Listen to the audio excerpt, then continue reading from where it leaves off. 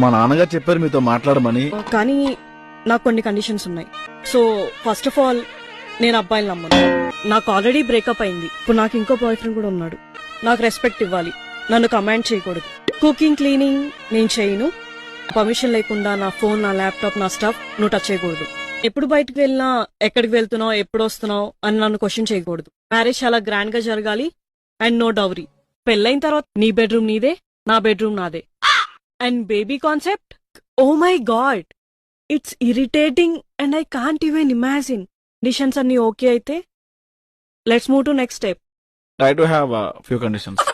Respect లేకుండా అరే తురే అని పిలిచిన, కుక్కని పిలిచినట్టు బుజ్జి, జిమ్మే, టామే అని పిలిచిన సిరాక్ నచ్చదు.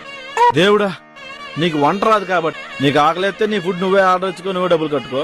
నాకు ఆకలిస్తే నా ఫుడ్ నేనే ఆర్డర్ పెట్టుకుంటా, నేనే డబ్బులు ఇచ్చుకుంటా. ల్యాప్టాప్ గాని నా బైక్ గాని నువ్వు ముట్టకూడదు. నేను